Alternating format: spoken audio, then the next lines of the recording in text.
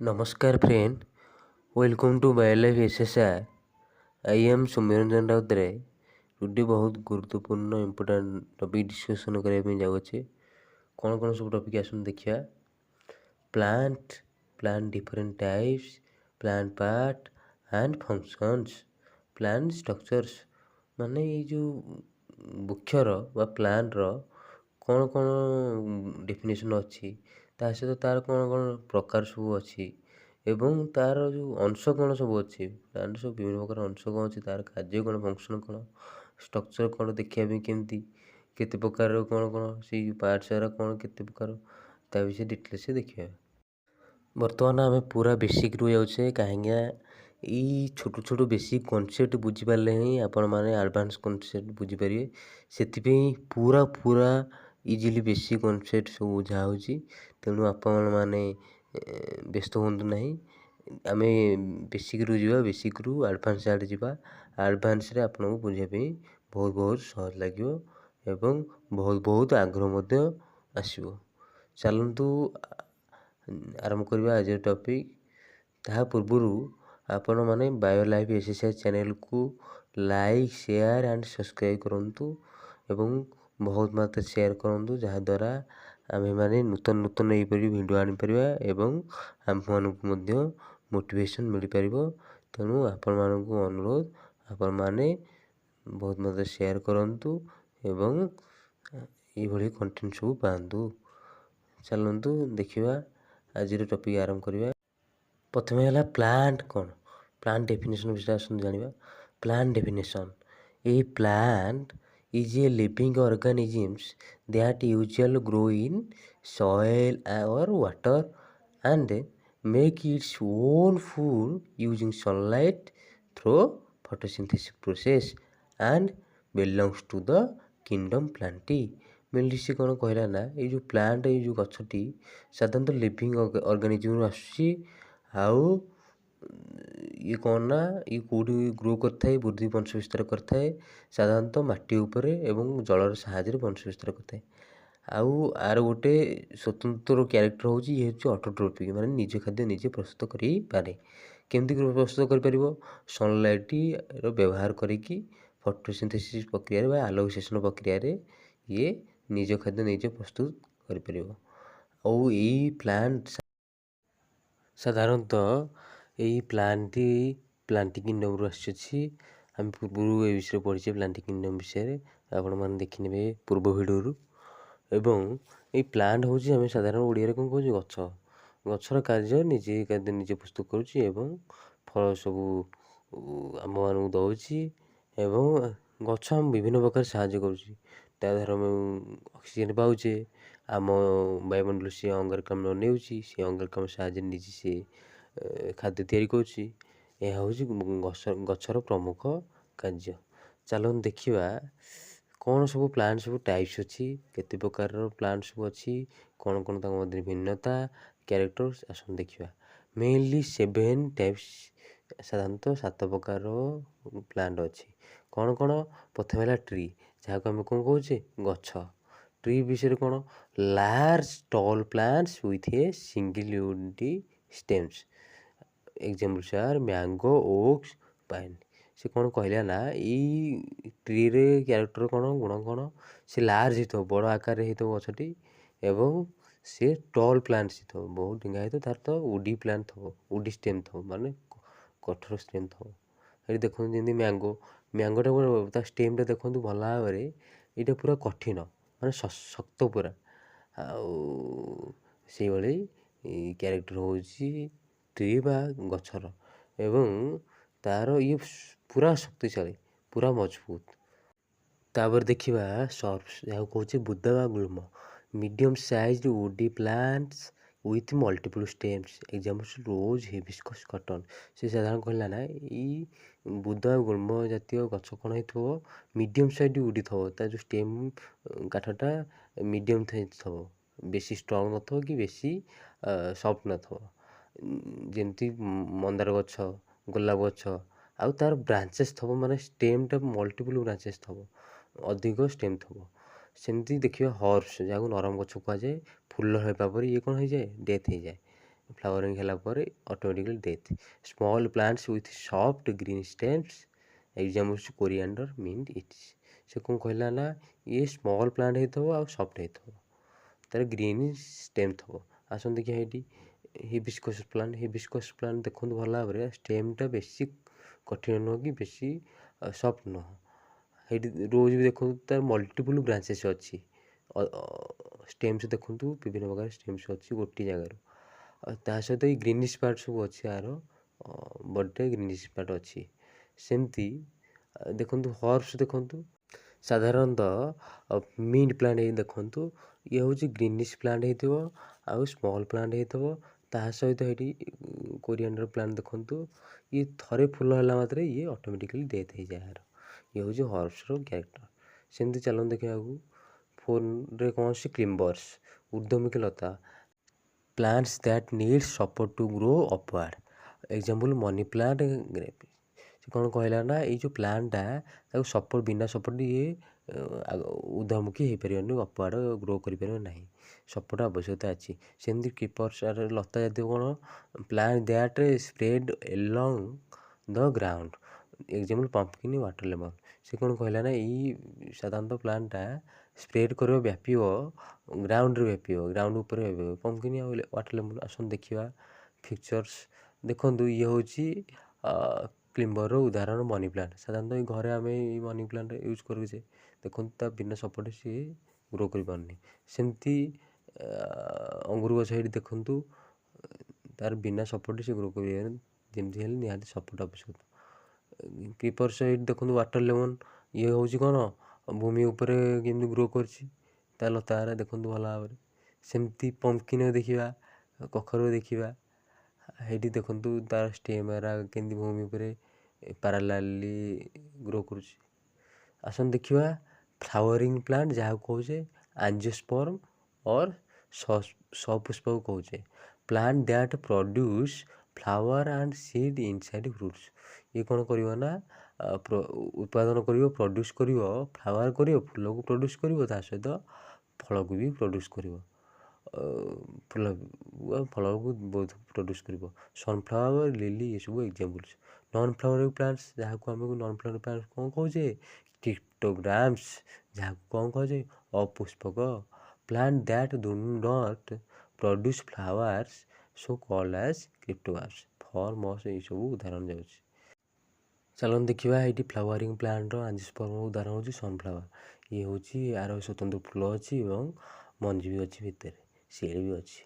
ଚାଲନ୍ତୁ ସେମିତି ଦେଖିବା ନନ୍ ଫ୍ଲାୱରିଂ ପ୍ଲାଣ୍ଟ ଏଇଠି ଫର୍ନ ଉଦାହରଣ, ମାନେ ଆର ଫୁଲ ବିଲକୁଲ ନାହିଁ, ଦେଖନ୍ତୁ ଖାଲି ଷ୍ଟେମ୍ ଅଛି, ଫୁଲ ବିଲକୁଲ ନାହିଁ।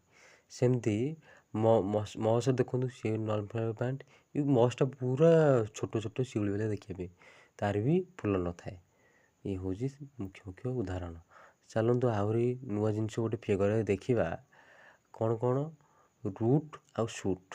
ସାଧାରଣତଃ ସୁଟ୍ ପାର୍ଟରେ ଲିଭ୍ ଯାଏ, ବଡ୍ ଯାଏ, ଏସବୁ ସୁଟ୍ ପାର୍ଟରେ ଯାଏ, ଭାସ୍କୁଲାର ସିଷ୍ଟମ୍ ଯାଏ ଯେଉଁଟା ଷ୍ଟେମ୍ ପାଖରେ ଥାଏ। ସେମିତି ରୁଟ୍ ପାର୍ଟରେ ପ୍ରାଇମେରୀ ରୁଟ୍ ଥାଏ, ରୁଟ୍ ହେୟାର୍ସ ଥାଏ, ଲ୍ୟାଟେରାଲ୍ ରୁଟ୍ ଥାଏ, ରୁଟ୍ କ୍ୟାପ୍ ଥାଏ। ଯେଉଁଟା ଛୋଟ ଛୋଟ ମେନ୍ ରୁଟ୍ଟାକୁ କ'ଣ କୁହାଯାଏ ପ୍ରାଇମେରୀ ରୁଟ୍ କୁହାଯାଏ, ଆଉ ଛୋଟ ଛୋଟ ଯେଉଁ ରୁଟ୍ଟା ବାହାରିଥିବ ପ୍ରାଇମେରୀ ରୁଟ୍ରୁ ତାକୁ କୁହାଯାଏ ଲ୍ୟାଟେରାଲ୍ ରୁଟ୍। ସେ ଲ୍ୟାଟେରାଲ୍ ରୁଟ୍ରୁ ଯେଉଁ ଛୋଟ ଛୋଟ ଅଂଶ ବାହାରିଥିବ ସେଇଟାକୁ କୁହାଯାଏ ହେୟାର୍, ଆଉ ରୁଟ୍ର ସବା ଶେଷ ଅଂଶଟାକୁ କ'ଣ କୁହାଯାଏ ରୁଟ୍ କ୍ୟାପ୍। ଏସବୁ ଟିକେ ଟିକେ ଜାଣିବା ଜିନିଷ, ଆଉ ଭେରି ଇମ୍ପୋର୍ଟାଣ୍ଟ ଜିନିଷ। ଚାଲନ୍ତୁ ଦେଖିବା ପ୍ଲାଣ୍ଟ ପାର୍ଟସ୍ ଆଣ୍ଡ ଫଙ୍କସନ୍, କ'ଣ ସବୁ ପ୍ଲାଣ୍ଟର ଅଂଶ ଅଛି ଏବଂ ତା'ର କାର୍ଯ୍ୟ କ'ଣ, ଫଙ୍କସନ୍ କ'ଣ। The main part of plant includes roots, stems, leaves, flowers, fruits and seeds. So ପ୍ରଥମେ ଦେଖିବା ରୁଟ୍ସ ଯାହା କହୁଛେ ଓଡ଼ିଆରେ ଚେର। Roots are absorbing water nutrients and that provides into plant other parts. ସାଧାରଣତଃ ରୁଟ୍ କ'ଣ କରିଥାଏ, ଆବଜର୍ଭ କରିଥାଏ ୱାଟର ଆଉ ନ୍ୟୁଟ୍ରିଏଣ୍ଟସ୍ ସଏଲ୍ରୁ ଆବଜର୍ଭ କରିଥାଏ, ଆଉ କୁଆଡ଼େ ପ୍ରୋଭାଇଡ଼୍ ଦେବ, କୁଆଡ଼େ ଦେବ ଅଦର ପାର୍ଟକୁ, ପ୍ଲାଣ୍ଟର ଅଦର ଅନ୍ୟାନ୍ୟ ଅଂଶକୁ ପ୍ରଦାନ କରିବ, ଯାହା ପରବର୍ତ୍ତୀ ସମୟରେ ଫଟୋସିନ୍ଥେସିସ୍ ବା ଆଲୋକସଂଶ୍ଳେଷଣ ପ୍ରକ୍ରିୟାରେ ଆବଶ୍ୟକତା ହେବ ଏବଂ ସାହାଯ୍ୟ କରିବ। ଚାଲନ୍ତୁ ଦେଖିବା ସେକେଣ୍ଡରେ ଆସୁଛି ଷ୍ଟେମ୍ସ ଯାହାକୁ ଆମେ ଓଡ଼ିଆରେ କ'ଣ କହୁଛେ କାଣ୍ଡ। mainly support to the plant water and minerals transfer through the xylem and phloem। ସାଧାରଣତଃ ଷ୍ଟେମ୍ରେ କ'ଣ ଥାଏ, ଜାଇଲେମ୍ and phloem ଥାଏ, ଯାହାଦ୍ୱାରା ୱାଟର ଆଉ ମିନେରାଲ୍ କ'ଣ ହୋଇଥାଏ, ଟ୍ରାନ୍ସଫର୍ ହୋଇଥାଏ, ଗୋଟିଏ ଜାଗାରୁ ଅନ୍ୟ ଜାଗାକୁ ଯାଇଥାଏ, ଗୋଟିଏ ଅଂଶରୁ ଅନ୍ୟ ଅଂଶକୁ ଯାଇଥାଏ। ସେମିତି ଲିଭ୍ ଯାହାକୁ କହୁଛେ ଆମେ ଓଡ଼ିଆରେ ପତ୍ର, mainly in this part conducted photosynthesis process, the that part is kitchen room of plant। ସାଧାରଣତଃ ଲିଭ୍ରେ କ'ଣ ହୋଇଥାଏ, ଫଟୋସିନ୍ଥେସିସ୍ ପ୍ରୋସେସ୍ କଣ୍ଡକ୍ଟ କରିଥାଏ, ଯାହାଦ୍ୱାରା ଏଇ ଆଲୋକ ପ୍ରକ୍ରିୟା ସୃଷ୍ଟି ହୋଇଥାଏ, ଯାହାଦ୍ୱାରା ସେ ନିଜ ଆବଶ୍ୟକତା ପାଇଁ ଶକ୍ତି ଉତ୍ପନ୍ନ କରିପାରିଥାଏ, ଯାହା ସେଥିପାଇଁ ତାକୁ କୁହାଯାଏ ଅଟୋଟ୍ରୋପି। କେମିତି ଶକ୍ତି ଉତ୍ପନ୍ନ କରିଥାଏ, ଏଇ ଲିଫ୍ରେ ଗୋଟେ ସବୁଜ କଣିକା ଅଛି ଯାହାକୁ କୁହାଯାଏ ଇଂଲିଶରେ କ୍ଲୋରୋଫିଲ୍। এই କ୍ଲୋରୋଫିଲ୍ ଦ୍ୱାରା ସୂର୍ଯ୍ୟ ଆଲୋକ ଆଉ କାର୍ବନ ଡାଇଅକ୍ସାଇଡ଼, ଅଙ୍ଗାରକାମ୍ଳ ଏବଂ ବିଭିନ୍ନ ପ୍ରକାର ନ୍ୟୁଟ୍ରିସନ୍ ନେଇକି ସେ ଏ ଫଟୋସିନ୍ଥେସିସ୍ ପ୍ରୋସେସ୍ଟା ତିଆରି କରିଥାଏ, ସେଥିପାଇଁ ତାକୁ କୁହାଯାଏ କିଚେନ୍ ରୁମ୍ କୁହାଯାଏ ପ୍ଲାଣ୍ଟର। ସେମିତି ଆସନ୍ତୁ ଦେଖିବା ଫ୍ଲାୱାର, ଯାହାକୁ ଓଡ଼ିଆରେ କହୁଛେ ଫୁଲ। The reproductive part of plant and formation seeds. Flower କ'ଣ କରିଥାଏ ନା, ଗୋଟେ ହେଉଛି ଜନନ ଅଂଶ ଗୋଟେ ପ୍ଲାଣ୍ଟର, ଏବଂ ସେ କ'ଣ ଫର୍ମେସନ୍ କରିଥାଏ, ଫୁଲ ହେଲା ପରେ ମଞ୍ଜିରେ ପରିଣତ ହୋଇଥାଏ। ସେମିତି ଫ୍ରୁଟ୍ସ କ'ଣ ନା, ପ୍ରୋଟେକ୍ଟ ଦ ସିଡ୍। ସାଧାରଣତଃ ଫ୍ରୁଟ୍ସର କାର୍ଯ୍ୟ ହେଉଛି ସିଡ୍କୁ ପ୍ରୋଟେକ୍ଟ ଦେଇଥାଏ, ଏବଂ ଆଉ ଅନ୍ୟ କେହି କ୍ଷତି କଲେ ସିଡ୍ ଉପରେ କ୍ଷତି ହୋଇନଥାଏ। ଚାଲନ୍ତୁ ଦେଖିବା ସିଡ୍ କ'ଣ। Seed contain the necessary component to grow into a new plant। ସାଧାରଣତଃ ସିଡ୍ ପାଖରେ ବିଭିନ୍ନ ପ୍ରକାରର ଉପାଦାନ ଅଛି ଯାହା ଏକ ନୂତନ ଗଛ ତିଆରି କରିବାରେ ସାହାଯ୍ୟ କରିଥାଏ। ଚାଲନ୍ତୁ ଏ ବିଷୟରେ ଆମେ ଜାଣିଲେ ଫ୍ଲାୱାର, ଫ୍ରୁଟ୍ସ, ସିଡ୍ ଆର କ'ଣ କ'ଣ ସବୁ ଡିଫରେଣ୍ଟ ଅଛି, ଆଉ କ'ଣ କ'ଣ ଭିନ୍ନତା, ଏ ବିଷୟରେ ଭଲ ଭାବରେ ଜାଣିଲେ। ଚାଲନ୍ତୁ ଆଉ ଗୋଟେ ଫିଗର ଦେଖିବା। ଦେଖନ୍ତୁ ରୁଟ୍ ସିଷ୍ଟମ୍ରେ ସାଧାରଣତଃ ରୁଟ୍ ଯାଉଛି, ରୁଟ୍ ହେୟାର ଯିବ, ଆଉ ମେନ୍ ରୁଟ୍ ଯିବ, ସବୁକିଛି ଯିବ। ଆଉ ସୁଟ୍ ସିଷ୍ଟମ୍ରେ ଅପର ପାର୍ଟରେ ସଏଲ୍ର ଅପର ପାର୍ଟରେ ଯାହା କିଛି ରହିଲା ସେଇ ସବୁ ଯାଉଛି ସୁଟ୍ ସିଷ୍ଟମ୍। ସୁଟ୍ ସିଷ୍ଟମ୍ରେ କ'ଣ କ'ଣ ଯାଉଛି, ଫ୍ଲାୱାର, ଲିଫ୍, ଫ୍ରୁଟ୍, ଷ୍ଟେମ୍, ଏସବୁ ସୁଟ୍ ସିଷ୍ଟମ୍ରେ ଯାଉଛି। ସେମିତି ରୁଟ୍ ସିଷ୍ଟମ୍ରେ ରୁଟ୍ ହେୟାର, ମେନ୍ ରୁଟ୍ ଏସବୁ ଯାଉଛି। ଆମେ ପୂର୍ବରୁ ଏ କାର୍ଯ୍ୟ ସବୁ ପଢ଼ିଦେଲେ। ଫ୍ଲାୱାର କାର୍ଯ୍ୟ କ'ଣ, ସାଧାରଣତଃ ରିପ୍ରଡକ୍ସନ୍ ସମୟରେ ସାହାଯ୍ୟ କରିଥାଏ। ଲିଫ୍ର କାର୍ଯ୍ୟ ଫଟୋସିନ୍ଥେସିସ୍ ପ୍ରୋସେସ୍ ସାହାଯ୍ୟ କରିଥାଏ। ଫ୍ରୁଟ୍ କାର୍ଯ୍ୟ ସାଧାରଣତଃ ପ୍ରୋଟେକ୍ଟ କରିଥାଏ ସିଡ୍କୁ, ଆଉ ଷ୍ଟେମ୍ର ସପୋର୍ଟ ଦେଇଥାଏ ପ୍ଲାଣ୍ଟକୁ, ହୋଲ୍ ପ୍ଲାଣ୍ଟକୁ ସପୋର୍ଟ ଦେଇଥାଏ। ରୁଟ୍ ହେଉଛି ଆବଜର୍ଭ କରିଥାଏ ୱାଟର ଆଣ୍ଡ ମିନେରାଲ୍ସ। ଏସବୁ ଆର ମୁଖ୍ୟ କ୍ୟାରେକ୍ଟର। ଚାଲନ୍ତୁ ଆଉ ଗୋଟେ very very very very important କିଛି ଜିନିଷ ଜାଣିବା। କ'ଣ କ'ଣ ଆସନ୍ତୁ ଦେଖିବା। ଅଦର ପାର୍ଟସ୍ କ'ଣ, ଅନ୍ୟାନ୍ୟ ପାର୍ଟସ୍ କ'ଣ, ନୋଡ଼, ଯାହାକୁ ଆମେ ଓଡ଼ିଆରେ କ'ଣ କହୁଛୁ ଗଣ୍ଠି। କ'ଣ ତାକୁ କ'ଣ କୁହାଯାଏ, part bud is an undevelopment or embryonic shoot contain immature leaves, stem and flower often protected by scales during dormancy। ସେ କ'ଣ କହିଥାଏ ନା, ଏଇ ବଡ୍ଟା ଯେତେବେଳେ ଅନଡେଭଲପମେଣ୍ଟ ଥିବ ସେଇ ସମୟରେ ଏଇ ନୋଟ୍ ସବୁ ସାହାଯ୍ୟ କରିଥାଏ। ନୋଟ୍ ସାଧାରଣତଃ ଗୋଟେ ବଡ଼ ଭଳିଆ ହେଇଥିବ ଆଉ ଗଣ୍ଠି ଆଉ। ସାଧାରଣତଃ ବାମ୍ବୋରେ ଏଠି ବିଭିନ୍ନ ପ୍ରକାର ଗଣ୍ଠି ଅଛି। ଦୁଇଟା ଗଣ୍ଠି ଭିତରେ ଯେଉଁ ପାର୍ଟସ୍ ରହିଲେ ସେଇଟାକୁ କୁହାଯାଏ ଇଣ୍ଟରନୋଡ୍। ଆସନ୍ତୁ ଇଣ୍ଟରନୋଡ୍ ବିଷୟରେ ଦେଖିବା, ଯାହାକୁ ଇଣ୍ଟରନୋଡ୍କୁ ଓଡ଼ିଆରେ କୁହାଯାଏ ପବ। Internodes are the segments of a plant stem located between two conjugative nodes. ସେ କହିଲା ଦୁଇଟା ନୋଡ୍ ଭିତରେ ଯେଉଁ ଅଂଶଟା ଥାଏ ତାକୁ କୁହାଯାଏ ଇଣ୍ଟରନୋଡ୍। ଯେମିତି ବାମ୍ବୋର ଦୁଇଟା ନୋଡ୍, ବିଭିନ୍ନ ପ୍ରକାର ନୋଡ୍ ଅଛି, ଦୁଇଟା ନୋଡ୍ ଭିତରେ ଯେଉଁ ସ୍ପେସ୍ ରହିଲା, ଯେଉଁ ଜାଗା ରହିଲା ସେଗୁଟାକୁ କୁହାଯାଏ ପବ। ସାଧାରଣତଃ ଏଇ ନୋଡ୍ ହଉ କି ଇଣ୍ଟରନୋଡ୍ ହଉ, ଏ ସବୁ କେଉଁଠି ଦେଖାଯାଇଥାଏ, ଏ ଷ୍ଟେମ୍ ଉପରେ ହିଁ ଦେଖାଯାଇଥାଏ, କାଣ୍ଡ ଉପରେ ଦେଖାଯାଇଥାଏ। ଚାଲନ୍ତୁ ଦେଖିବା।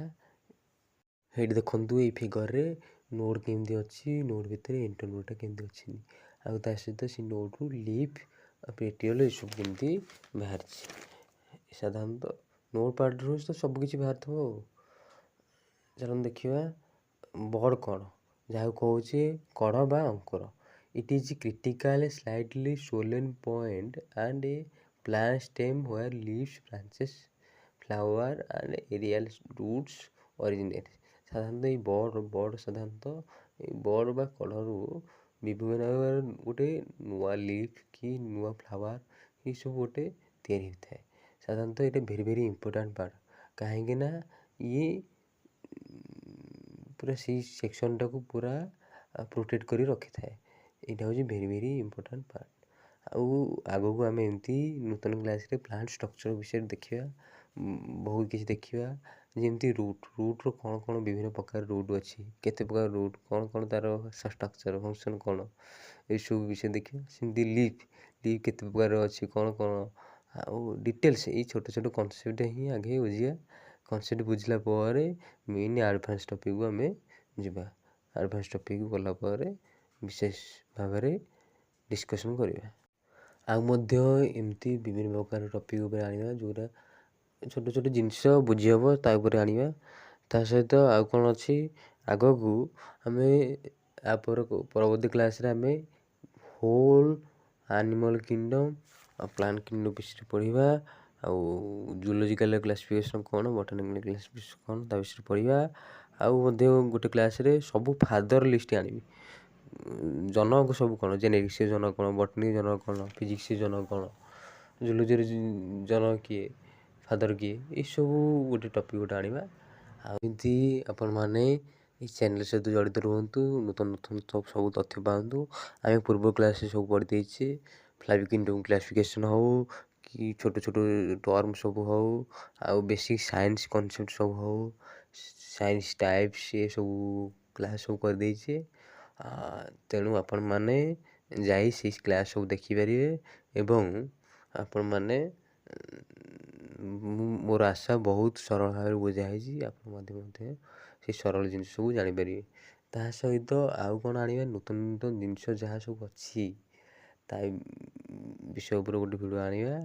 ଆଉ ନୂଆ ନୂଆ କ'ଣ ସବୁ ଇନୋଭେସନ୍ ହେଉଛି, ଡିସ୍କଭରି ହେଉଛି, ତା ଉପରେ ମଧ୍ୟ କିଛି କନସେପ୍ଟ ଆଣିବା।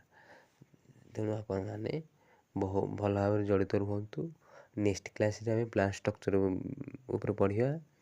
ରୁଟ୍, ଷ୍ଟେମ୍ ଆଉ ଲିଫ୍ରେ କ'ଣ କ'ଣ ସବୁ ପାର୍ଟସ୍ ଅଛି, ଲିଫ୍ର କାର୍ଯ୍ୟ କ'ଣ, ଆମେ ଏଠି ଖାଲି ସିମ୍ପଲ୍ ୱେରେ ବୁଝିଦେଲେ ଲିଫ୍ର କାର୍ଯ୍ୟ ହେଉଛି ଫଟୋସିନ୍ଥେସିସ୍ ଆଲୋସିଏସନ୍ ପ୍ରକ୍ରିୟା ତା ମଧ୍ୟରେ କରିଥାଏ। ଏଇ ଆଲୋସିଏସନ୍ ପ୍ରକ୍ରିୟା କ'ଣ କେମିତି ହେଉଛି, କ'ଣ ତାକୁ ଷ୍ଟ୍ରକ୍ଚର୍ ଅଛି ଲିଫ୍ର, ସେଇଟା ଦେଖିବା ପାଇଁ କେମିତିଆ, ତା ଇଣ୍ଟରନାଲ୍ ଷ୍ଟ୍ରକ୍ଚର୍ କ'ଣ, ତାପରେ ସେଇ ଷ୍ଟ୍ରକ୍ଚର୍ର ଅର୍ଗାନ୍ ସବୁ କାର୍ଯ୍ୟ କ'ଣ, ଆଲୋସିଏସନ୍ ପ୍ରକ୍ରିୟାରେ ଫଟୋସିନ୍ଥେସିସ୍ ପ୍ରୋସେସ୍ ସେଇ ଅର୍ଗାନ୍ କ'ଣ ସାହାଯ୍ୟ କରୁଛି, ତା ବିଷୟରେ ବି ଜାଣିବା। ଆଉ ଫ୍ଲାୱାର୍ ବିଷୟରେ ବି ଡିଟେଲ୍ସ ଜାଣିବା। ଫ୍ଲାୱାର୍ର ପାର୍ଟ ସବୁ ନାଁ କ'ଣ, କେଉଁଟା ଫିମେଲ୍ ପାର୍ଟ, କେଉଁଟା ମେଲ୍ ପାର୍ଟ, କେଉଁଠି ଫର୍ଟିଲାଇଜେସନ୍ ହେଉଛି, ଆଉ କେମିତି ଗୋଟେ ସିଡ୍ ପ୍ରଡ୍ୟୁସ୍ ହେଉଛି, କେମିତି ଗୋଟେ ଫୁଡ଼୍ ପ୍ରଡ୍ୟୁସ୍ ହେଉଛି, ଯାହାଦ୍ୱାରା ଆମେ ସେ ଫ୍ରୁଟ୍କୁ କ'ଣ କରୁଛେ, ମଣିଷ ହଉ କି ପଶୁ ହଉ ଯାହା ବି ହଉ ସମସ୍ତେ ସେ ଫ୍ରୁଟ୍କୁ ଭୋଜନ ଆକାରରେ ଗ୍ରହଣ କରୁଛେ। ତା ବିଷୟରେ ଡିଟେଲ୍ସ ହିଁ ପଢ଼ିବା ଆଗକୁ।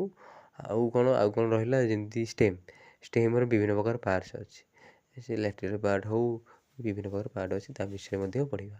ତେଣୁ ଆଜିର ସେକ୍ସନ୍ଟି ଏଇଠି ରଖିବା ପୂର୍ବରୁ ଆଉ କିଛି ଜିନିଷ ଆପଣ ଜାଣନ୍ତୁ।